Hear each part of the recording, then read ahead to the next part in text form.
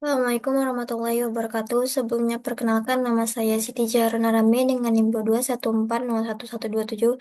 Di sini saya akan menjelaskan apa saja jenis-jenis dari agent. Untuk agent sendiri merupakan sistem atau entitas yang menerima input ataupun persep dari lingkungan melalui sensor, dan juga dia mengambil tindakan atau action melalui aktuator berdasarkan dari aturan ataupun algoritma tertentu untuk mencapai tujuan tertentu.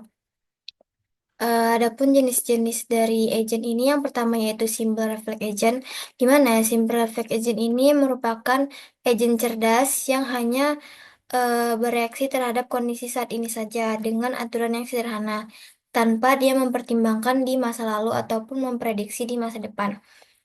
Contohnya itu ada lampu otomatis. Nah, lampu otomatis ini jika mendeteksi gerakan, lampunya itu akan langsung menyala, dan jika tidak ada gerakan, maka lampunya itu akan mati. Untuk pseudocode-nya sendiri, yaitu yang pertama function reflex like agent, di mana ini merupakan fungsi utamanya. Untuk inputannya itu atau statusnya, yaitu sensornya itu akan mendeteksi apakah kondisi lingkungannya itu gelap ataupun terang. Nah, untuk decision prosesnya, jika statusnya itu dark, maka lampunya itu akan dinyalakan. Namun, jika statusnya bright, maka lampunya itu akan dimatikan. Untuk outputnya, yaitu ada turn on dan juga turn off. Untuk diagram skematiknya sendiri, yaitu yang pertama ada environment yang merepresentasikan dari ruangan yang bisa gelap ataupun terang, lalu ada agent untuk mengontrol otomatis untuk lampu, lalu sensornya itu akan mengambil informasi dari lingkungan, kemudian dia akan mengirimkannya ke agent. Nah, informasi ini itu menggambarkan what if the world is like now, atau bagaimana keadaan dunia saat ini, di mana sensor cahaya ini yang mendeteksi kondisi terang ataupun gelap. Untuk condition action rules-nya, nah, agent itu akan menggunakan aturan yang udah ditetapkan sebelumnya untuk dia melakukan tindakan yang harus dia lakukan berdasarkan kondisi yang diterima dari sensor itu. Aturannya itu misalnya jika dia gelap, maka dia akan nyalakan lampu. Namun jika terang, maka akan mematikan lampu. Untuk decision prosesnya itu, eh, agent itu akan memproses informasi dari sensor dan juga menentukan what action I should do now, atau apa yang harus saya lakukan sekarang. Nah, proses ini dilakukan berdasarkan condition action rules yang udah ditentukan tadi. Misalnya, what the world is like now, atau sensor itu akan membaca kondisi lingkungan, apakah gelap ataupun terang. Lalu apa, what action I should do now. Agent itu akan memutuskan apakah harus menyalakan lampu ataupun mematikan lampunya. Kemudian agent itu akan menentukan aksi yang sesuai, di mana dia akan mengirimkan instruksi itu ke aktuator untuk melaksanakan tindakan, apakah lampunya yang menyala ataupun mati berdasarkan keputusan agent. Kemudian yang kedua ada model based reflex agent. Model based reflex agent ini jenis agent yang menggunakan model internal dari dunia untuk membuat keputusan.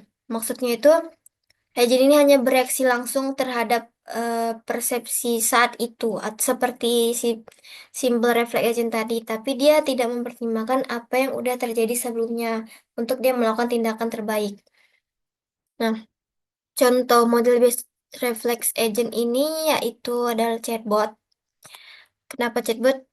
Jadi agent ini kan nyimpan state dari percakapan berdasarkan instruksi sebelumnya. Contohnya, jika agentnya itu chatbot tadi, dia bisa mengingat topik yang sedang dibahas dan juga dia akan menyesuaikan respon berdasarkan riwayat dari percakapan. Adapun pseudocode-nya untuk smart chatbot agent ini, yaitu yang pertama function smart chatbot. Ini yang merupakan fungsi utamanya yang mempersave, di mana dia di sensornya menangkap input dari pengguna dalam bentuk teks. Lalu input itu bisa berupa pertanyaan ataupun pernyataan, bisa berapa harga produk ini, ataupun saya ingin mengajukan komplain contohnya. Nah, untuk decision prosesnya sendiri, ada update state.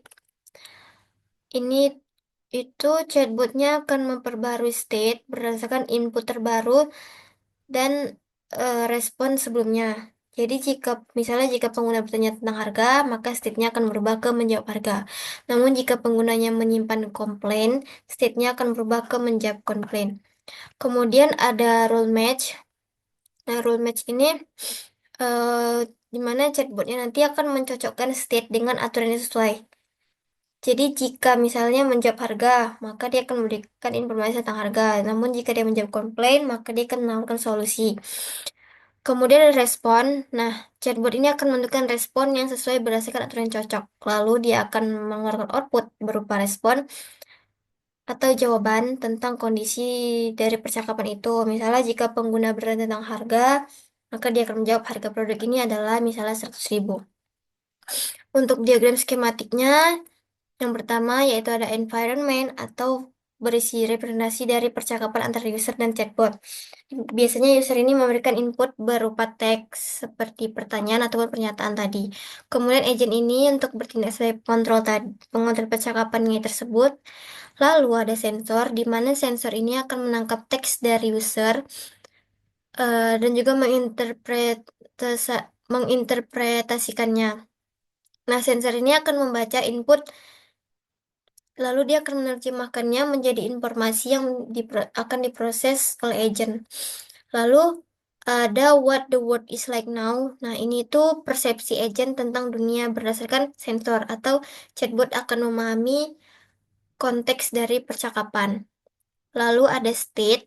Nah, state ini chatbot itu akan nyimpan konteks percakapannya itu di teks di state ini. Nah, lalu agent itu akan menyimpan model dunia tentang keadaan sistem saat ini.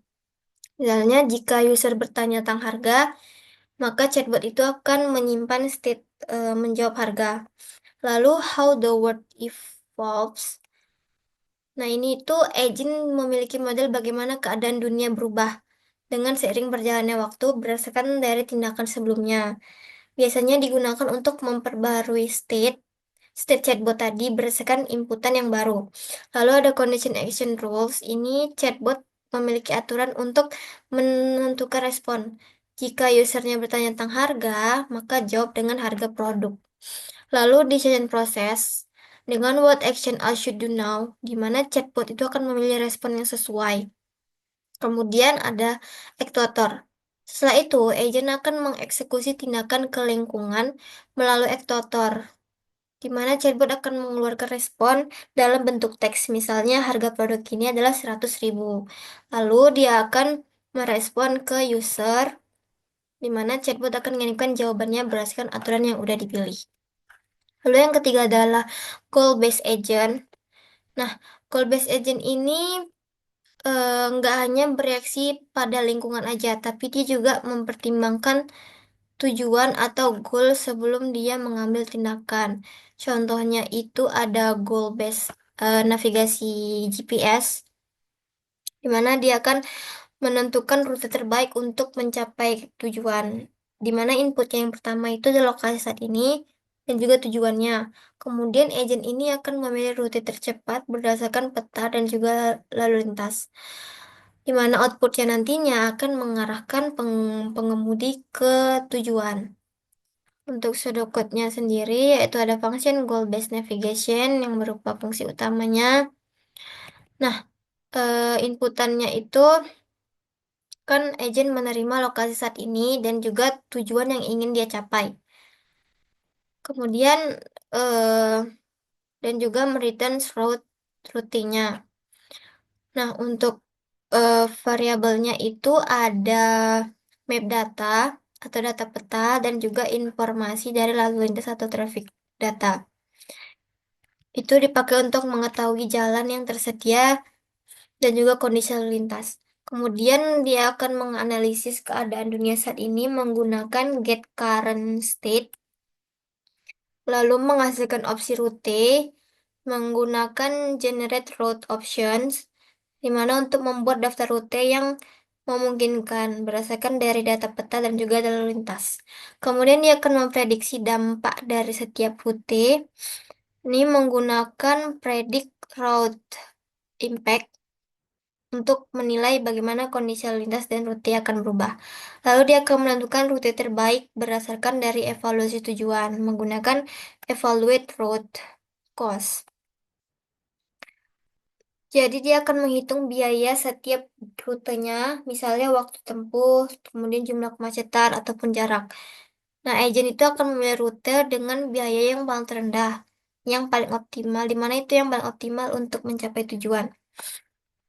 Adapun eh, diagram skematiknya, yang pertama yaitu sensor itu akan membaca keadaan dunia saat ini atau what the world is like now. Dan dia akan mengamati lokasi pengguna saat ini dan kondisi lalu lintas dari sensor GPS dan juga data peta.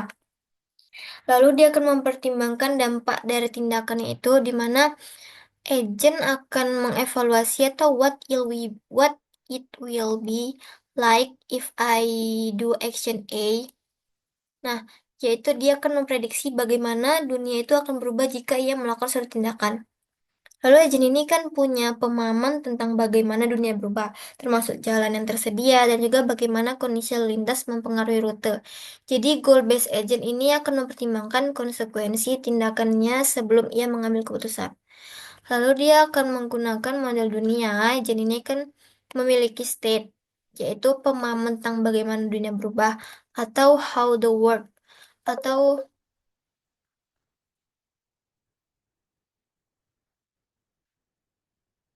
how the world evolves. Nah, ini tuh bagaimana tindakannya itu akan mempengaruhi dunia atau what my action do itu membuatnya akan lebih cerdas karena dia bisa mempertimbangkan skenario di masa depan sebelum dia bertindak. Lalu yang keempat yaitu dia akan mempertimbangkan tujuan atau goals-nya. Jadi agent itu kan punya satu atau lebih goals, yaitu keadaan yang dia ingin capai.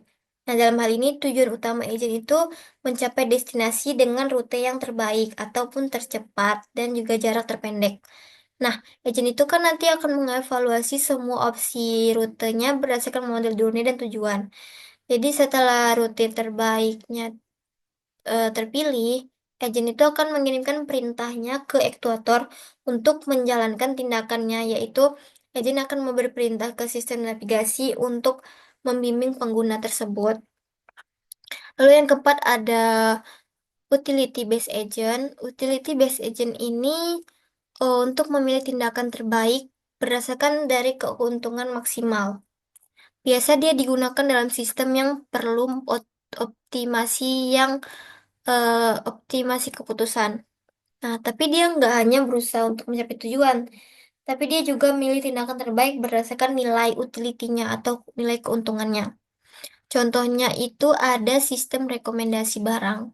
Nah, sistem rekomendasi ini tuh bekerja berdasarkan utility based agent dengan dia memilih produk terbaik berdasarkan dari skor utilitas yang dihitung dari berbagai faktor, misalnya ada rating, terus harga, kemudian jumlah ulasan juga.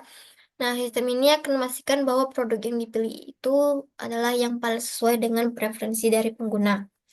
Adapun pseudocode-nya yaitu utility based recommender di mana user prefs itu merupakan preferensi pengguna terhadap faktor-faktor seperti rating, harga, dan ulasan.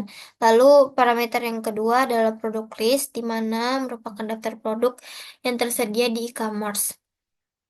Adapun variabel untuk menyimpan data maksimumnya itu ada maximum price, lalu maximum reviews, base product, dan juga base utility. Nah, untuk mengiterasi setiap produk dalam daftar itu menggunakan for each product in product list to, di mana ada rating dibagi menjadi 5. Asumsi rating itu maksimal adalah 5. Jadi, supaya nilainya itu berada dalam rentang 0 sampai 1. Kemudian ada price, di mana dihitung menggunakan formula 1, dikurangin harga produk dibagi harga tertinggi. Sehingga harga yang lebih rendah itu akan mendapat nilai yang lebih tinggi, karena dia lebih murah dan juga dia lebih diinginkan. Lalu ada reviews.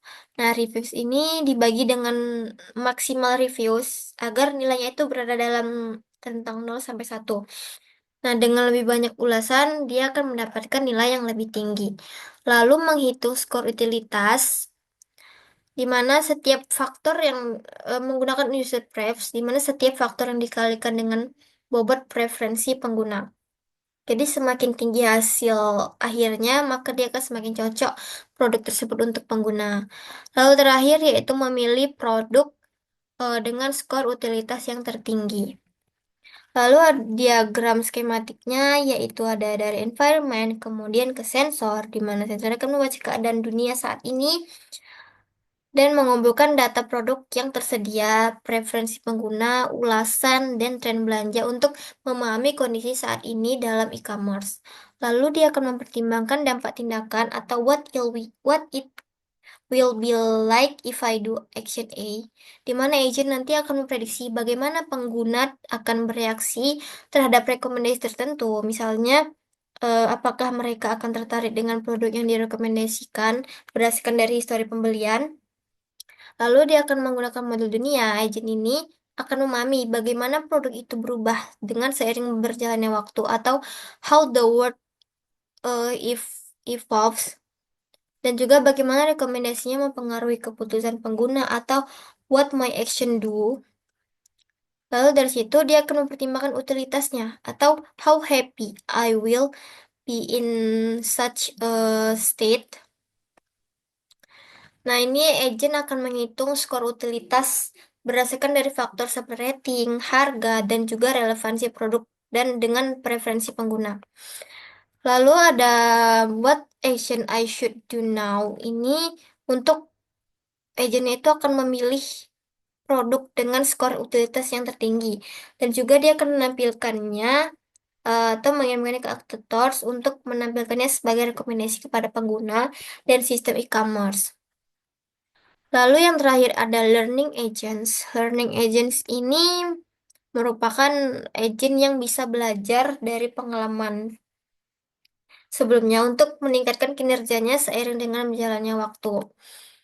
Nah, learning agents ini menjadi lebih cerdas dengan adanya pengalaman dan juga umpan balik. Contohnya itu ada learning agents yaitu asisten virtual seperti Google Assistant ataupun Siri. Nah, untuk sedekatnya yaitu function learning assistant, di mana inputnya itu berupa dari user, bisa berupa kata atau suara. Nah, jadi kan awalnya agent ini hanya mengenali perintah dasar. Namun dengan seiring berjalannya waktu, ia belajar dari interaksi pengguna. Juga dia memahami preferensi dan juga memberikan rekomendasi lebih akurat. Misalnya jika pengguna sering minta putar lagu K-pop, maka agent akan mulai merekomendasikan genre yang serupa secara otomatis. Lalu untuk penjelasan sedikitnya, yang pertama yaitu learning assistant yang berupa fungsi utamanya untuk menerima input pengguna dan juga mengembalikan respon. Lalu dia akan mendeklarasikan variabel persistennya yang berupa knowledge base, kemudian user preference, dan juga feedback history dan learning model. Untuk interpretasi input pengguna, dia menggunakan analyze, yaitu untuk menganalisis maksud intent dari user input menggunakan knowledge base. Contohnya, jika pengguna mengetik apa cuaca hari ini, maka sistem akan mengenal intent sebagai permintaan cuaca. Lalu dia akan memprediksi respon berdasarkan data sebelumnya. Jadi setelah dia mengetahui intent, sistem itu akan menghasilkan jawaban berdasarkan pengetahuan yang sebelumnya dan juga preferensi pengguna. Jadi jika pengguna sering meminta berita teknologi, maka asisten akan memprioritaskan terkait berita teknologi dalam jawabannya itu. Nah, jika responnya tidak ditemukan, maka cari alternatif. Jika dia nggak menemukan jawaban, misalnya dia akan cari alternatif respon dengan memanfaatkan model pembelajaran. Lalu bisa memeriksa sumber eksternal ataupun bertanya kembali ke pengguna untuk mendapatkan klarifikasi. Lalu ia akan merespon ke pengguna dengan mengirimkannya ke responnya itu yang sudah dipilih kepada pengguna. Nah, kemudian dia akan menerima umpan balik dari pengguna. Setelah dia berikan jawaban, asisten itu kan minta open box dari pengguna. Contohnya, apakah jawaban ini membantu? Biasanya dengan opsi ya ataupun tidak. Nah, jika penggunanya memberikan open box negatif, sistem itu akan memperbaiki basis pengetahuannya dan juga dia akan menyesuaikan respon supaya dia lebih akurat di masa depan. Namun, jika penggunanya memberikan umpan balik positif, model itu akan mempertahankan respon tersebut. Untuk pertanyaan yang serupa kalau misalnya muncul di masa depan. Adapun diagram skematik dari agent ini yaitu yang pertama adalah sensor, di mana dia menerima sensor dari environment. Nah, dia akan memahami, pertama dia akan memahami input dari penggunanya. Misalnya, virtual assistant ini kan menerima input suara dari teks atau teks dari pengguna. Contohnya, pengguna berkata, bagaimana cuaca hari ini? Nah, sensornya itu akan menangkap data ini dan juga dia akan mengirimkannya ke performance element. Di mana performance element ini untuk memilih tindakan terbaik berdasarkan dari informasi yang dia dapat. Contohnya, virtual assistant tadi kan mengambil data cuaca dari internet dan menjawabnya dengan misalnya saat ini cuaca di Jakarta di Medan itu suhunya 28 derajat Celcius. Lalu eh, ada langsung ke kritik di mana kritik ini akan menilai performa jawaban. Bagaimana dia mengevaluasi efektivitas dari jawaban tersebut. Contohnya, jika pengguna sering bertanya bagaimana cuaca besok, tapi asisten hanya jawab untuk hari ini, maka sistem akan menyadari kalau jawabannya itu masih kurang lengkap. Lalu, maka akan langsung ke learning element atau memperbaiki kinerjanya. Learning element ini akan menggunakan feedback dari kritik tadi untuk meningkatkan pemahamannya. Contohnya, jika banyak pengguna meminta prediksi cuaca besok, maka asisten tadi akan belajar untuk menjawab lebih lengkap di masa depan. Sistemnya tadi akan memperbarui model pembelajarannya supaya bisa lebih akurat. Lalu ke problem generator. Nah, problem generator ini mencari cara baru buat belajar. Jadi, dia akan mencari skenario baru untuk bisa meningkatkan kinerja tersebut.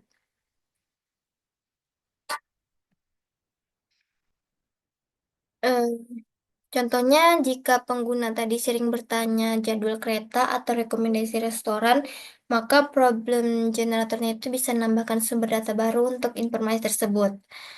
Lalu ada asisten itu kan mulai mempelajari pertanyaan baru yang belum pernah dia jawab sebelumnya. Kemudian akan ke aktuator, di mana aktuator ini akan memberikan jawaban yang diperbarui. Jadi setelah proses pembelajaran, asistennya itu sekarang bisa memberikan jawaban yang lebih baik. Contohnya, sekarang kita ketika pengguna bertanya bagaimana cuaca hari ini, maka asisten itu akan jawab dan juga menambahkan informasi cuaca besok. Jadi hari ini itu dengan suhu 28 derajat Celcius. Nah, besok diperkirakan hujan ringan dengan suhu 26 derajat Celcius. Itu. Baik, sekian penjelasan saya terkait jenis-jenis agen. Terima kasih sebelumnya. Assalamualaikum warahmatullahi wabarakatuh.